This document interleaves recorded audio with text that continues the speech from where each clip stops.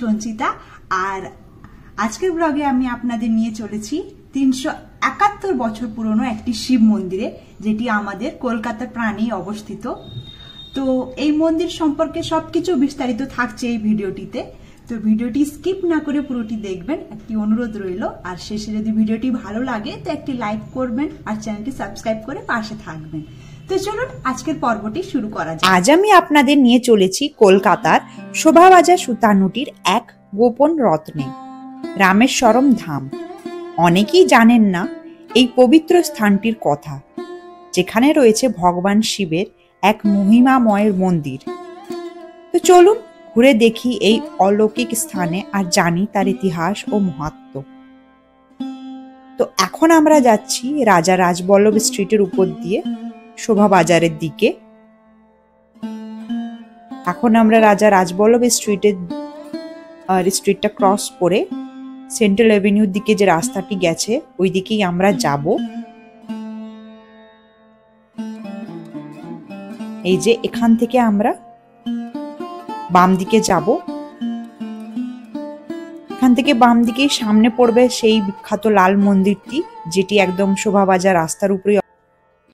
এই লাল মন্দিরটি পাশ দিয়েই গেছে রাজা নবকৃষ্ণ স্ট্রিট, আর এই স্ট্রিটটি ধরেই আজকের আমাদের গন্তব্যস্থানটিতে যাব। তো এই হচ্ছে রাজা নবকৃষ্ণ স্ট্রিট, আর এই স্ট্রিটটি ধরেই সোজা আমাদেরকে হেঁটে চলে যেতে হবে। এখান থেকে ওই 5 থেকে 7 মিনিট মতন সময় লাগবে হেঁটে গেলে। আর এখন আমি দাঁড়িয়ে আছি শোভাবাজার ঠিক যে মেট্রো স্টেশনটির পাশেই। এখান থেকে আমি যদি ডান দিকে যাই তো এইদিকে আছে সেন্ট্রাল এভিনিউ ধর্মতলা, আর ওই ফুটে আছে জয়পুরিয়া কলেজ, আর এইদিকে বাম দিকে রয়েছে ওই যে শ্যামবাজার এভি স্কুলটি দেখা যাচ্ছে, এদিকে গেলেই শ্যামবাজার।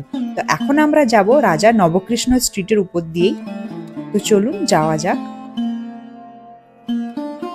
পথে যেতে যেতে কয়েকটি ল্যান্ডমার্ক আমি দেখাবো, তো সেগুলো আপনারা মনে রাখতে পারেন, সুবিধা হবে। এই স্ট্রিট ধরেই হেঁটে গেলে প্রথমেই আপনারা বাম হাতে দেখতে পাবেন লাল বাবা মন্দির। এটি একটি শিব মন্দির, একদম রাস্তার উপরেই আপনারা দেখতে পাবেন। দিয়ে এই মন্দিরকে পিছনে ফেলে আমরা আরো আগের দিকে এগোবো। আর সামনে গিয়ে দেখতে পাবেন ডান হাতেই এই যে গণপতি বাপ্পার বা গণেশজির একটা বিশাল বড় বিগ্রহ, যেটি কাঁচের এইভাবে একটা দেয়ালের ভিতরে রাখা। আর তারপরেই আছে গৌতম বুদ্ধর একটি সাদা মূর্তি। আর ঠিক এখানেই আছে, এই জায়গাটিতেই আছে প্রতিষ্ঠা যে কমিউনিটি হল। তো এইসবকে পিছনে ফেলে এখন আমরা সোজা এই রাস্তাটা যেখানে শেষ হয়, এই স্ট্রিটটা যেখানে শেষ হয় সেখান পর্যন্ত যাব এখন হেঁটে। তো এখন আমি চলে এসেছি এই রাস্তাটা যেখানে শেষ হচ্ছে, মানে রাজা নবকৃষ্ণ স্ট্রিট যেখানে শেষ হচ্ছে, এই হচ্ছে শোভাবাজার এরিয়া। এটি হচ্ছে শোভাবাজার স্টেট ব্যাংক। এই SBI ব্যাংকটিকেও ল্যান্ডমার্ক হিসেবে চিনতে পারেন আপনারা, কারণ এই স্টেট ব্যাংক থেকে এক থেকে 2 মিনিট হেঁটে গেলেই এর পরেই যে একটি গলি মতন চলে যাচ্ছে, এই রাস্তার উপরেই পড়বে, ওই গলিতেই রয়েছে আজকের আমাদের গন্তব্যস্থানটি। তো এটা হচ্ছে শোভাবাজার এরিয়া। তো এই যে হচ্ছে সেই প্রথম গলি, আর এখান থেকেই মন্দিরের চূড়াটি বেশ সুন্দর দেখা যাচ্ছে। তো এই হচ্ছে রামেশ্বরম ধাম বা রামেশ্বর শিব মন্দির। 52 নন্দরাম সেন স্ট্রিট আপনাদের সুবিধের জন্য আমি গুগল ম্যাপটি ডেসক্রিপশন বক্সে দিয়ে রাখবো। চলুন এবার মন্দিরে যাওয়া যাক। তো এই হচ্ছে বাবা রামেশ্বর ধাম। এখানে রয়েছে 6 ফুট উঁচু শিবলিঙ্গ। তো চলুন সবকিছুই ঘুরে দেখাবো, সবকিছুই বিস্তারিত এই মন্দিরের সম্পর্কে সবকিছুই বলবো। তো ভিডিওটি স্কিপ না করে পুরোটি দেখবেন। তো চলুন এবার মন্দিরের ভেতরে প্রবেশ করা যাক। এই মন্দিরটি না বহু প্রাচীন মন্দির। তো এখানে যা কিছু দেখবেন সবকিছুই পুরোনো কালের যেমন হতো মন্দির সেভাবেই আপনারা সবকিছু দেখতে পাবেন। তো ঢুকেই গেটের বাম দিকেই রয়েছে বজরংবলীর একটি বিগ্রহ। এই হচ্ছে বজরংবলীজি বা হনুমানজি। তো চলুন এবার ভেতরের দিকে প্রবেশ করা যাক।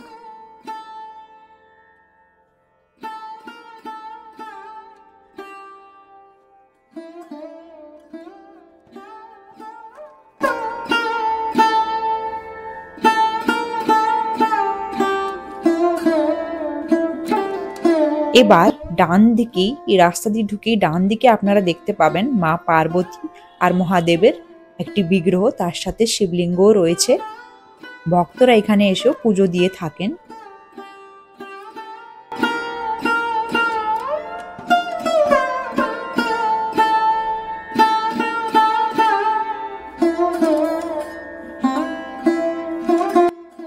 এই রামেশ্বর মন্দিরটি প্রায় 2500 থেকে 3000 বর্গফুট জমির উপরে বিস্তৃত।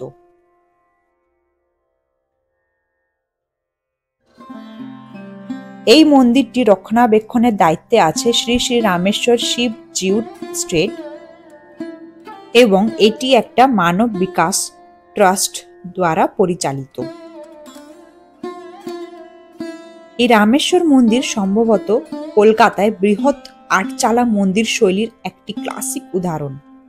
আটচালা মন্দির স্থাপত্য শৈলী মূলত 1800 আর 1900 শতকের বাংলায়, বিশেষ করে হুগলি, হাওড়া, মেদিনীপুর ও বাঁকুড়া জেলাগুলিতে প্রচলিত ছিল। এই ধরনের সবচেয়ে সাধারণ রূপ হুগলি ও হাওড়া অঞ্চলে দেখা যায়। এগুলি সাধারণত আকারে বিশাল উঁচু চত্বরের উপরে নির্মিত। প্রবেশপথে 3টি খিলান থাকে এবং দেয়ালে টেরাকোটার অলঙ্কার দেখা যায়। রামেশ্বর মন্দিরে এই সমস্ত বৈশিষ্ট্যই রয়েছে, তবে টেরাকোটার অলঙ্কারটি সম্ভবত সংস্কার ও রং করার সময় বিলুপ্ত হয়েছে। উজ্জ্বল লাল রঙের এই স্থাপনাটি 4.5 ফুট উঁচু চত্বরের উপরে নির্মিত। এতে 3টি প্রবেশ পথ রয়েছে যা খাঁজ কাটা খিলান দ্বারা শোভিত। পশ্চিমমুখী এই মন্দিরের দৈর্ঘ্য হচ্ছে 38 ফুট, প্রস্থ 31 ফুট এবং উচ্চতা 80 ফুট। মন্দিরের সামনেই রয়েছে নন্দী মহারাজজি।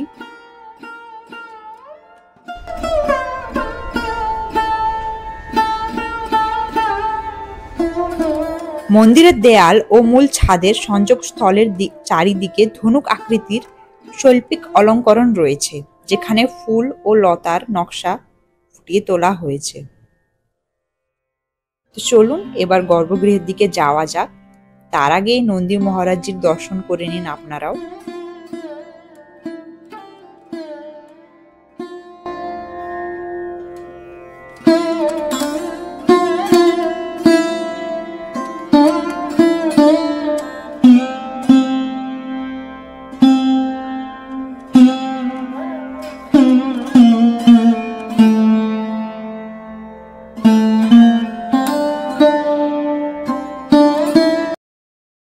গর্ভগৃহে প্রায় 6 ফুট উচ্চতার একটি কৃষ্ণবর্ণ শিবলিঙ্গ বিরাজমান।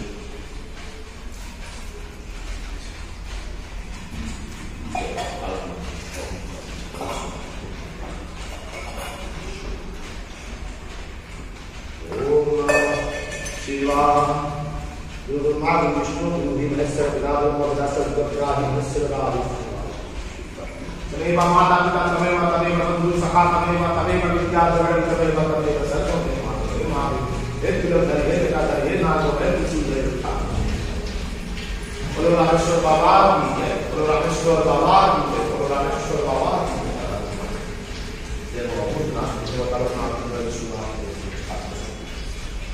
ओम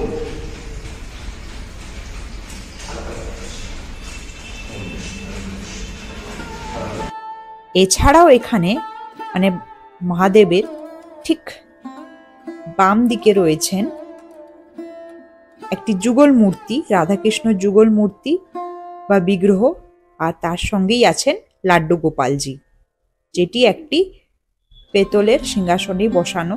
আর সিংহাসনটি যে বহু পুরনো সেটা দেখেই বোঝা যাচ্ছে।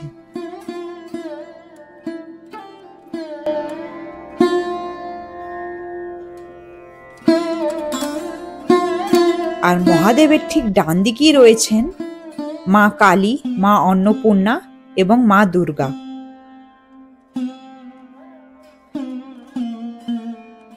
এখানেও 3টি ঘট স্থাপনা করা আছে, আর পাশেই রয়েছে একটি নারায়ণ শিলা। এখানেও যে সিংহাসনটি, এটাও পেতলের আর অনেক পুরনো।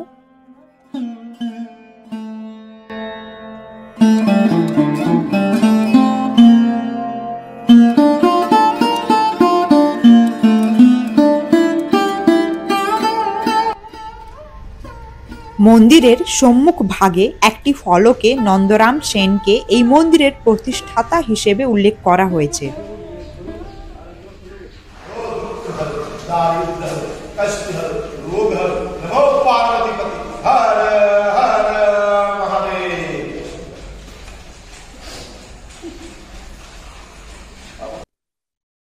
যে রাস্তায় এই মন্দিরটি রয়েছে সেই রাস্তার নামও কিন্তু নন্দরাম সেন স্ট্রিট।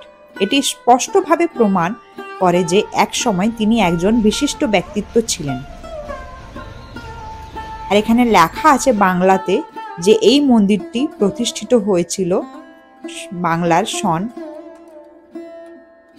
1061-তে, যা ইংরেজির 1654 সালের সমতুল্য। এতে বোঝা যাচ্ছে যে মন্দিরটি 300 বছরেরও বেশি পুরনো।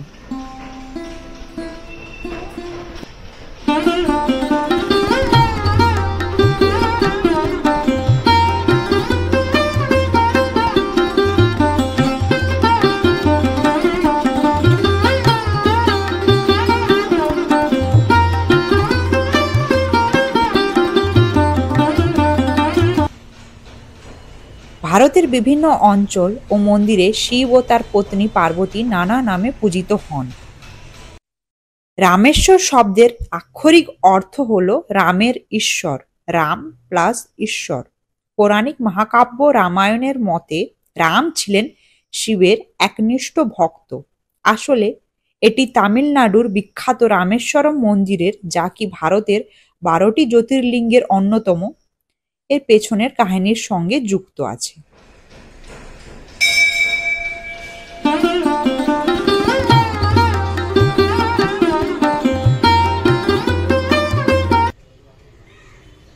এই মন্দির চত্বরটি অত্যন্ত শান্ত, পরিপাটি ও আধ্যাত্মিকতায় ভরপুর। এখানে প্রতিদিনই ভক্তরা আসেন পুজো দিতে, নিত্য পুজো করতে। তবে বিশেষ দিনগুলিতে এখানে ভক্তদের ভালোই ভিড় থাকে। তো চলুন এবার আপনাদের মন্দিরের ঠিক ডান দিকের পরিবেশটা একটু দেখাই। এই হচ্ছে মন্দিরের ডান দিকের এরিয়াটা। এই দিকটা পুরো গাছগাছালি লতা পাতায় ভর্তি হয়ে গেছে। মন্দিরটা এতটাই বড় যে পুরোটা ক্যামেরাতে আনা একবারই সম্ভব হচ্ছে না।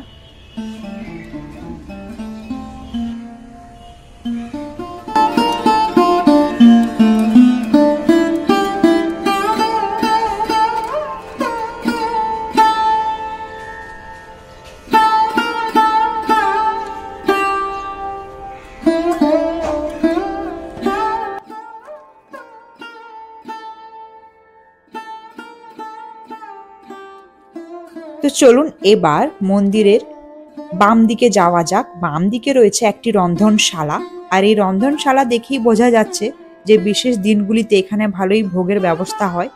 বড় বড় কড়াই, এই যে বড় বড় গামলা, পাতিলা, এসব দেখে বোঝাই যাচ্ছে যে বিশেষ দিনগুলিতে এখানে ভক্তদের ভালোই ভিড় হয়। আর সেই জন্যই তো এখানে বিশেষ দিনগুলিতে ভোগের ব্যবস্থাও রয়েছে।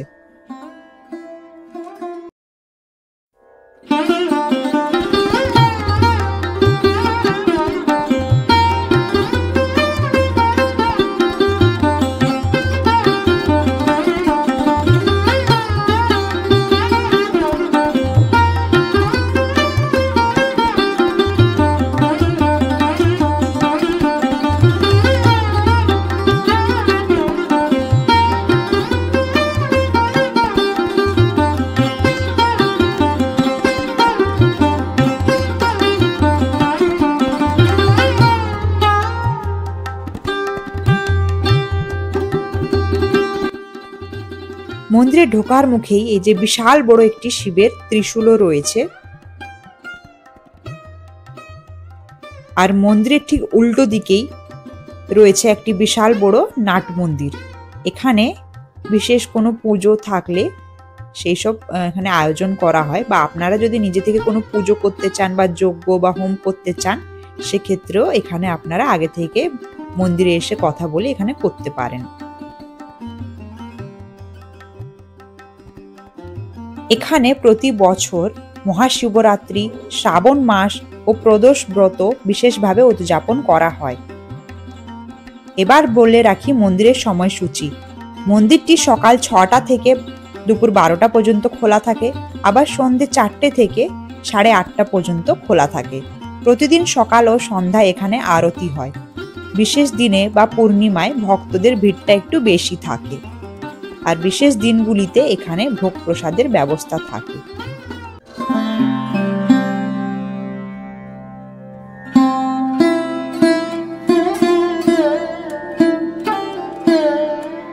বন্ধুরা, যদি আপনি কলকাতায় থাকেন বা কলকাতায় আসেন তাহলে একবার সময় করে রামেশ্বরম ধাম ঘুরে আসুন। এখানে আপনি একদিকে শিবের উপাসনা পাবেন, অন্যদিকে এক শান্ত পরিবেশে কিছুটা সময় কাটানোর সুযোগও পেয়ে যাবেন।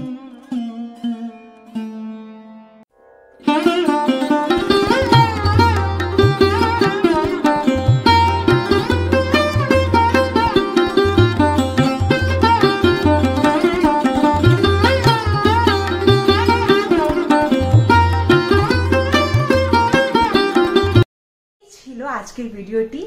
তো আজকের এই ভিডিওটি কেমন লাগলো অতি অবশ্যই কমেন্ট করে জানিও। আর যদি আপনাদের কিছু মতামত থেকে থাকে তো সেটিও অবশ্যই কমেন্ট সেকশনে লিখে দিও। তো ভিডিওটি যদি ভালো লেগে থাকে একটু লাইক করে দেবেন, শেয়ার করে দেবেন বেশি বেশি করে, আর চ্যানেলটি সাবস্ক্রাইব করে পাশে থাকবেন। দেখা হচ্ছে পরবর্তী কোনো ভিডিওর সাথে, পরবর্তী কোনো নতুন জায়গার সাথে। ততদিন পর্যন্ত ভালো থাকবেন, সুস্থ থাকবেন।